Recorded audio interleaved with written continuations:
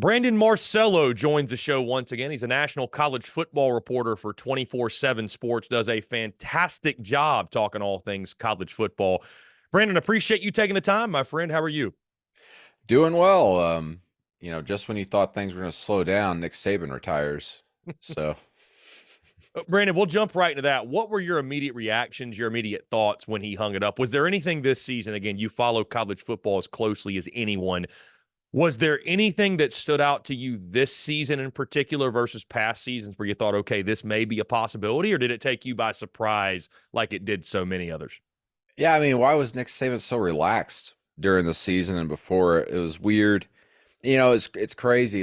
Just to share a little personal anecdote, I was in a meeting in Nashville, had just left the coaches convention, annual coaches convention, and we were in there talking about, what's on the horizon, what's going on, coaching carousel slowing down, and I had mentioned to a couple of colleagues, like, I go, hey, what if Saban retires? Like, who do they hire?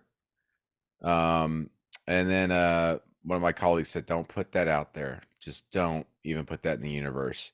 Um, and then we had a meeting with three of us, and our boss mentioned Saban, like, what if Saban retires and all this stuff and all this. And my other colleague said, don't put that in the universe either. And then while we're still sitting there in the meeting, 10 minutes later, the announcement's made, and my colleague goes, Saban just retired. And the boss was like, "Are you kidding?" No, Saban just retired, and it was a mad scramble, and we had to go on set and do a bunch of video hits and stuff. And I missed my flight, and so I blame Nick Saban for keeping me from going home for 12 hours. But no, it's I think we'll all remember kind of where we were at. If you're a college football fan, we'll remember where we're at when Saban retired, and that's my "where was I" story. And Brandon, I'm sure Alabama fans are going to blame you for it happening, for speaking at the universe when they hear this conversation. Again, you've been around college football, Brandon, for a long time. You've been around Nick Saban. You've covered him. You've interacted with him, had conversations with him. What's your favorite memory of Nick Saban? Maybe something not so much necessarily on the field with his Alabama Crimson Tide team, but maybe a personal interaction or just memory that you have of him in college football. Well, I got a couple. One was back in, I think, 2014 or 15. I think it's 14. Or maybe it was still 2013. Anyway, it's back when Saban was just starting his crusade against hurry up offenses and clock management stuff. And I was at another coaches convention, minority coaches of Georgia, mostly high school coaches, and a bunch of college coaches go there to speak, and Saban was one of them. And I remember we had a small room where he was going to come talk to the media that was there. It was like four of us, and I remember one of his handlers asked us to leave the room, and they lined us up against a wall in a hallway, and then he came through almost like a procession and introduced himself. Says, "Hi, I'm Nick," to every single person. And funny enough, my wife was with me at the time, just because she wanted to come with me, and they lined her up against the wall, not knowing who she was. And Nick saying, "Hi, I'm Nick," and she's like, "Hi, I'm Amanda." But and then we went in that room, and he was prepared. It was the first time really he discussed his crusade against hurry up offenses and the health and everything. And I remember someone just asked about it, and he was prepared. He went into this. I can't remember doing the story, but it was something like an 8-minute answer with no interruptions, anything. And you're like, whoa, this guy was well prepared for this. He knows what he wants. That, and then also just like before, SEC media days, they'd bring in a few of us national reporters, and I got to do that the last 3 years or 2 years, I guess. Like just having like 15 minutes of off the record conversation with them, and I always very much enjoyed that. Now, Brandon, we all know Kalen DeBoer, the next head coach at Alabama, that era beginning in Tuscaloosa. The last week plus or so has been madness when it comes to the transfer portal, the mass exodus, if you will, at not just Alabama, but I think you posted at Washington. I think they have two guys coming back from their two deep from the national championship team next year. I mean, they've been just as gutted as anybody, but I want to go to that brings me to a great piece that you wrote and was published this morning. It's titled Rival Coaches to Tide. Welcome to the portal, or welcome to the portal party, Big Al. I highly encourage everybody listening to go check it out. But you talk about in this piece, again, you've had conversations with the coaches, and what I thought was really interesting is, again, rival fans would expect, maybe other coaching staffs or people to be celebrating this downfall of the Crimson Tide. And, nobody's going to feel bad for Alabama, right? I've heard that a lot over the last week plus. But your piece was really interesting from your conversations with other coaches. It sounds like there's actually a lot of empathy for what Bama's going through and sort of this wild, wild west we're seeing in the portal. Just talk about that piece, if you will, and what you've picked up from the conversations with other anonymous coaches, if you will, about just what's taking place in Tuscaloosa and how maybe I thought was interesting. You said that was something that, let's face it, probably forced Nick Saban out of the game. Yeah, it's crazy. I reached out to about a couple dozen coaches and personnel administrators as well, player personnel guys across the country. And I didn't have one single response, either text or phone conversation, that was, it's feeding time, or, the Alabama's going to fall and we're going to be able to take advantage. This is going to be good for college football. Nope, every single one of them, in some way or form, mentioned NIL, the transfer portal, and obviously what Saban's going through, or not Saban, Alabama's going through right now. But they were like really concerned about going, well, maybe this is an opportunity here. Finally, everybody's going, wow, look, you see what's going on to Alabama? And a lot of these coaches are like, this has been happening to a certain extent to a lot of teams for the last 2 to 3 years. And we've been talking about it. No one's really been listening. And those who have been listening have been unwilling to make changes or look at the unintended consequences. And the fact of the matter is listen, the transfer portal can be good for college football. It is what it is. And I'm not going to interject my own opinion on it. I'm one of both way. I can go either way with it. But the issue here is it's like the rules change over and over and over again. They're like makeshift rules. And then something bad happens and then they change it. They shrink the windows. Obviously you want to allow player to enter the free market and everything. But the issue that a lot of coaches have is just the timing of when a coach is fired or resigns or retires.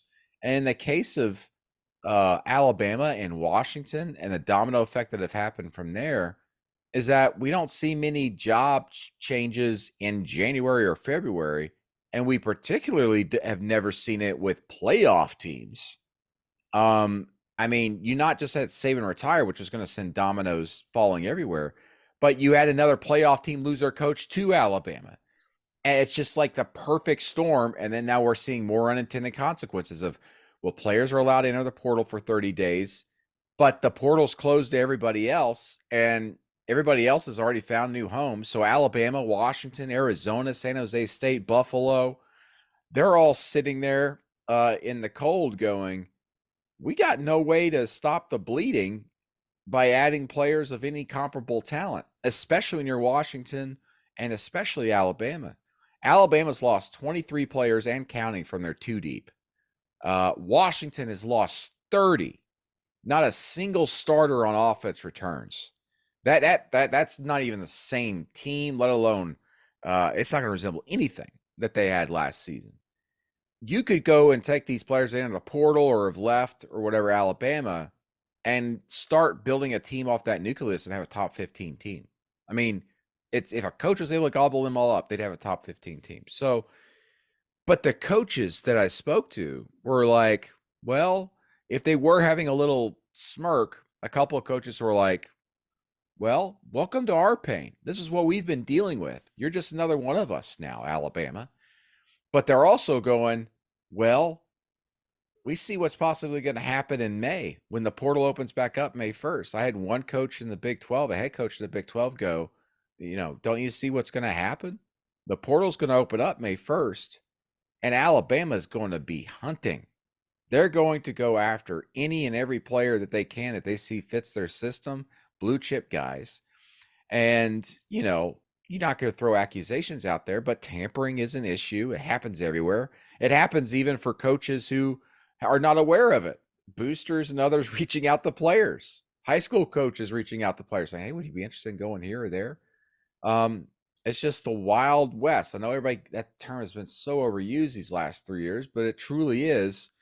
And now you got some coaches, especially that one Big 12 head coach, who says, yeah, woe is me for Alabama now, but in May, they're going to be picking all of our rosters apart because they're going to be one of the few rosters out there that need a lot of additions, talking like 15 players potentially, and they're going to go after 4 and 5-star type of guys who might already be on rosters now that are happy, but might be enticed to go there from other boosters and NIL deals. And it's going to happen fast and furiously because, again, we're in a new portal window. It used to be like a 30-day window. Now it's only going to be 2 weeks, 15 days. It's going to be nuts in May. I mean, I think that coach was right on. So it's going to be, that's the next storyline to watch here in May, is like Alabama, Washington, among these 5 teams that have changed head coaches, they're going to be going in that portal aggressively in May. And we're going to see something we haven't quite ever seen. Because, again, another unintended consequence of this, the NCAA back in December, because of what was going on nationally and lawsuits and Congress and all that stuff, put out guidance saying, hey, multi-time transfers, you're immediately eligible now. So it's pretty much like, I've transferred 3 times. I can go into the portal again and go play at Alabama next season. So it's the free range out there. And, coaches have felt this pain across college football, but for the first time, Alabama, and it's been magnified at Alabama because it's so many big-time players all of a sudden. Plus, you couple that with, well, we just lost the greatest coach of all time for the last 17 years. No one's ever going to be able to match what he does, let alone come close to it. And we're losing these players. A lot of these coaches are hopeful that this puts a light on what they've been facing to a lesser extent for several years, and maybe the decision makers can kind of figure things out. And not to get too long-winded here, but I had also some other coaches that didn't put this in the story. Some of this stuff was just, I mean, I got some text messages, man. Like, these coaches are busy. They're right. They wrote paragraphs, like an essay of like why this system's broken, why NIL is a problem. But not a lot of coaches, a few of the coaches went into big rants about NIL, and that's the root cause of a lot of these issues and all that. And I had one coach, I didn't put this in the story, now I'm thinking of it, I probably should have, but he goes, no college coach is going to come out publicly and say they hate NIL, it's this and that and whatever, but we all feel that way because it's ruined the way they go about building rosters. It's ruined being able to have personal connections with players because it's gone 1 second here or the other. But also, for me, when I'm seeing this and reading this, and I sit there and think, well, this is what you guys, coaches, have been doing for your entire life. You go somewhere, you coach for a couple of years, then you leave in the middle of the night. And these players can't follow you. Now that they can, some of them do, some of them don't. It's a mess. Yes. I don't know how anybody fixes it, but it was really interesting to me. I simply reached out to a lot of coaches and said, what do you think college football looks like after Nick Saban? And do you feel bad at all about what's happening to their roster? And the response, I was surprised that the general consensus was like, dude, what's happening in Alabama is tragic. It's terrible for them. And hopefully this puts a light on things about what we've been going through as well, and we start fixing this issue. I was not expecting that. I think what's fascinating, Brandon, a lot of what you said is, but you mentioned that May portal window, and it feels like you're somewhat giving a PSA to all the fans out there listening that, hey, your favorite team's best player, he may not be there after the May portal. Like, if you've got a really good player on your team and you're one of those middle of the pack or bottom third teams, let's just say in the SEC, if you're Mississippi State, if you're Arkansas, if you're South Carolina, if you're Kentucky, like, nobody's safe. That's basically what you're saying. Nobody is going to be safe in that May portal window. If Bama wants them, I mean, are they at least not going to take the call, right? I mean, it's crazy. Right. I mean, a lot of players obviously went to Alabama to play for Saban. That's why they stuck around. Player relationships with coaches still matters. Everybody gets kind of blinded by this money conversation, thinking that, oh, they're just going there for NIL. That has something to do with it, but a lot of it's like, I want to go freaking play for Nick Saban, duh, But also, when things settle down, I mean, Alabama still doesn't have their staff built yet.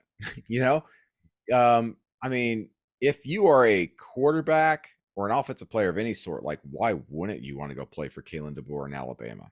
I mean, obviously, what he's done over the years, from Indiana to Fresno State and Washington, let alone like I hate to say it, but like go back and look at the stuff they're doing at Sioux Falls in the NAIA, a decade ago. I mean, this guy just like he finds a way to score points and big players make big plays. And so yeah, no one is safe. And when coaches start complaining about, because they will, if Alabama comes calling for these players, go blame the NCAA because they allowed players to have multi-time transfers and be immediately eligible. I mean, it's just like it seems like every couple months there's like some new development where we go, okay, that's good. That's a good thing. And then like somewhat we go, oh wait. But that's my prediction. I agree with that Big 12 head coach I was speaking to that starting May 1st, it's gonna be war. Mm-hmm. Brandon, speaking of one of those big time transfers to leave Alabama, Caleb Downs is on the market. Do you think he ends up at Georgia? And piggybacking off of that, does this now clear the way for Kirby Smart and company to really take over college football? Because it felt like Nick Saban was sort of that last thing standing in their way. Yeah, I'd be surprised if he doesn't go to Georgia and follows T-Rob there. I think it's a big thing. Ohio State obviously is, I think, another team to watch there, but it looks like Georgia. I don't think this allows Kirby Smart to be the next dynasty team, so to speak, program. And I say that because of this. We talk about what's a blueprint to win these days. I think what you saw at Washington and Michigan this past year is a good blueprint going into the 12-team playoff era. Their blueprint was, one, you got to have talent, but the retention of talent and convincing kids who are about to go to the NFL to stay on campus.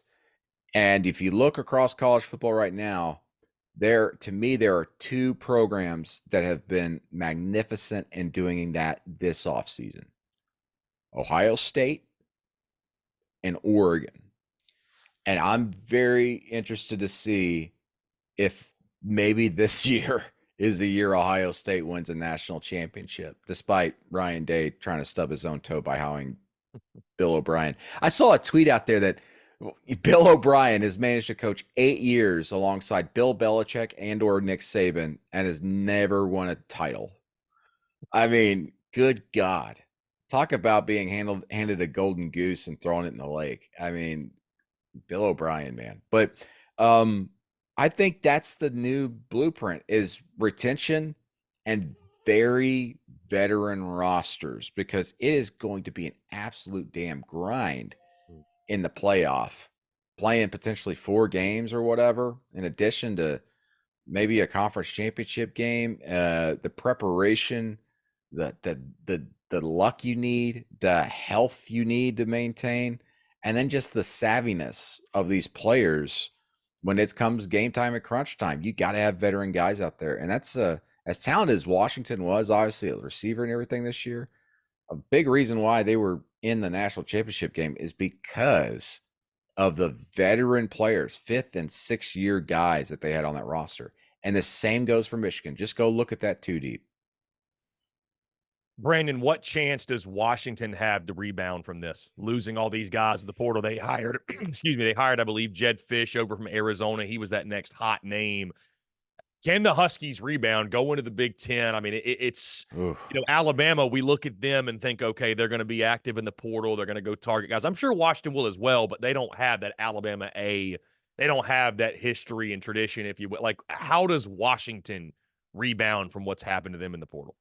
Well, Washington's, I think, got one of the better NIL programs and organizational structures out there. And a lot of that had to do with Kalen DeBoer. They got a lot of money around Washington. I don't think enough people have realized that and looked at that. So that's something to watch going, of course, when I mentioned May for Alabama, May for Washington could be big for them in the portal. But man, they lost a lot of guys, and not just a lot of guys, but those veteran guys and just the talent. I mean, how do you replace Michael Penix? I mean, good God. The guy's incredible. I think they're going to be in for a rough go. Very similar to what we saw with TCU this past year coming off a run to the national championship game. They similarly lost a great quarterback and a lot of veteran players, especially defensively, from that team, and they look completely different this past season. And I think Washington is very much in line to be in that same boat going into the Big Ten. To be quite honest, I'm kind of surprised Jed Fish took that job. And the reason why I say that is because he had so many great players returning at Arizona. They were going to be a top 15 team in the preseason, potential to get into the playoff in this new expanded field, going into the Big 12, where the Big 12 is wide open this upcoming year. I mean, I can only name like one team that I could not consider a Big 12 contender this year, and that's Cincinnati. Everybody else, I think, has like a legit shot, or you can make an argument to win the Big 12 this upcoming year with OU and Texas leaving.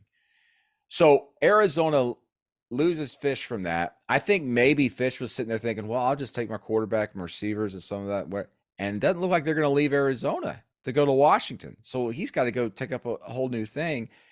And the long-standing groupthink among coaches and agents in the industry was that Fish was going to wait another year or two to go and try and get the Florida job. He's got connections there. And obviously, Billy Napier is on the freaking hot seat. I don't care what Scott Strickland, the AD there, said. Strickland at this point, I like Scott. I covered him previously at Mississippi State when I was a beat reporter there more than a decade ago. He's come out in the media saying, hey, he's not on the hot seat or whatever. Well, the reason why he's saying that is because he's directly tied to Billy Napier. And if Billy Napier's out, Strickland is most likely out too. So anyway, I thought Fish would stick around, see about that, and potentially some other bigger gigs, or for that matter, an NFL job. I think in a lot of ways, he's almost resetting the clock on his own head coaching career by going to Washington. Unless he knows something I don't about going into the Big Ten and having some success here in the first couple of years, he could go from a hot cake to just absolute, like, ice cold here in the next like 6 months. Brandon, sticking with this theme of the transfer portal, looking at some of the SEC teams that had success there over this last portal cycle, Texas A&M and Mike Elko, extremely active. I think #1 in the latest rankings. Obviously, what Lane Kiffin and Ole Miss did was wildly impressive. South Carolina was very active. Kentucky was very active. What are your top takeaways from the SEC teams that had massive success in the transfer portal in this previous cycle?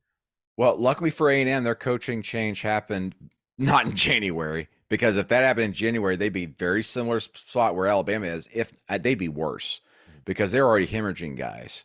But if that didn't happen, it happened in December. They got their ducks in a row. They made their hire, and they were able to go attack the portal when it was still open and players were entering, and look at the class they've brought in. Now, that doesn't mean they're going to be great going into next season, but they definitely have won the portal. Ole Miss, I mean, they've done the best job out of anybody this year. Lane Kiffin has gone all in on, we got to win a championship this year. 2024 is our year. This is the roster. This is how we do it. They're super talented, probably the most talented top to bottom Ole Miss team of all time. But the big question, I think, in the offseason is going to be, how do you get all these hired guns, so to speak, to gel together quickly and put together? That's going to be a great storyline to follow, and one that's going to rely on how guys like Jackson Dart and other players who've been on that roster for 2 or 3 years bring them in and build that team from the inside out. And I'm talking about in the locker room and culture and all that stuff. That'll be fascinating to watch. You mentioned A&M. How about Texas? Just killing it, getting like the top players at any position they needed. The #1 ranked guy in the 24/7 sports rankings. And then again, I think the guy, I call him the king of the balancing act. It's Mike Norvell at Florida State. All he does is bring in top 10 high school classes and top 5 or top 10 transfer portal classes every year. He doesn't overdo it in the portal. He just complements what he's bringing in with the high school, and he's done it again. And I know a lot of people are joking, well, they're just the Alabama cast-off system because they've brought in 5 guys, Alabama transfers into the program, but they're all 5 good players. And then also, they just flipped a 5-star edge rusher for the class of 2025 from Alabama to commit to Florida State. And I know everybody's just like, well, Florida State had a shot this past year. They're not going anywhere because Mike Norvell is every year is the same. He's building that roster. And when he brings transfer portal pieces in, they have managed to take guys that were highly coveted, that were maybe mid-round NFL guys at the time, and develop them into potential first, second round type guys. Jared Verse, for example. Keon Coleman came in and just absolutely blew the doors off the place at receiver. That's coaching, that's development. And that's, I'm not going on a tangent here, but I always hear people like criticizing Norvell, like, well, his coaching staff doesn't develop high school talent. Like, yeah, they do. And not just that, but more impressive to me is they bring in portal talent, and in 2 years they transform them into the best players at their position, if not the most elite players going into the NFL draft. So Florida State's not going anywhere. They are built that roster to continue to contend here year after year. And I think what Mike Norvell's been doing in the portal, one, hasn't been looked at enough, but especially this year, just another top 5 class in the portal for him. Brandon, outside of Georgia, because that's the very obvious answer, who does Nick Saban's retirement most open the door for in the SEC to ascend to the top of the conference? Texas. A lot of the same type of players they're recruiting, especially offensively. And yeah, it opens the door for them. And it's so impressive what Sark has done in transforming the recruiting profile of that program. I've covered a few Texas games over the last few years, but that first year for Sark, I covered their trip to Arkansas because it's right in my backyard. So I was like, I'm gonna go check this out. They were manhandled on the offensive and defensive lines, and I was sitting there going, how the hell are they going to contend in the SEC? How are they going to even be able to get guys on campus and develop them in the next 2 years to be ready for the SEC? And boy, they did it. It's almost like right after that season, they were like, "Well, we know exactly what's wrong, and we're going to go get the guys to fix this," and they did. And I think Texas is the one that's going to benefit the most from this. Yeah, if you're an A&M fan, you just got to be beside yourself secretly. They won't admit it, but they left the shadow of Texas from the Big 12 and got into the SEC a decade ago. And if you look at the numbers, when it comes to blue chip talent in the state of Texas, it almost flipped from in favor of Texas to Texas A&M when A&M joined the SEC. And this is before Manziel and all that stuff really started to take hold. I mean, that first, like when they announced, it almost started changing then. Manziel obviously helped, but it continued for a decade. Now that the scales have already started balancing and Texas even back in the SEC, I hate to say it, but it's like Big Brother's about to show why they're the Big Brother still in that state when it comes to recruiting. And A&M's window, I think, is come and gone to potentially win an SEC title and get in the playoff. And I think what they did a year or two ago, recruiting wise, signing the best recruiting class ever. And they're about to be the first #1 recruiting class to never play for a national championship because of the portal. A lot of those guys are gone. There's been a coaching change, and it's a new era we're in. Just because you have the #1 recruiting class 1 year doesn't guarantee you're going to be the national championship game within 4 years, like every team ever has been. If you look back at the 24/7 sports rankings, A&M is going to be that one lone outlier now. Brandon, a number of SEC coaches enter the 2024 season on a bit of a hot seat, or at least seats that are warming up. Let's say the Vegas number, I give it to you at 2.5, over under 2.5 coaches fired after 2024. You taking the over or the under on that number? 2.5 coaches fired after when? I'm sorry, I misunderstood the question. This next season, the 2024 season. So this next, whether it's in the season, after the season, what have you. 2.5 in the SEC. Let me think of the names here. I think 2 of them are really obvious with Billy Napier and Sam Pittman. I mean, I think of, maybe Clark Lee at Vandy if they win 2 games again. Maybe Shane Beamer's seat is heating up, although I don't think it's going to happen, but it is heating up. I think that's fair. Under. Under. Gosh, I don't know. I feel like there's always one that surprises us. So it's like Pittman and Napier would Yeah. be the obvious. I wonder if there's one more in there that would And like this past year, wow. because of the lack of turnover in the SEC, that we might be set up for a bigger turnover rate this year. I think if Clark Lee doesn't somehow win at least like 4 or 5 games this year, he's probably out. I hate to say it because I think he's got a good plan there. Uh, Pittman and Napier have like fire me schedules. I mean, I don't know.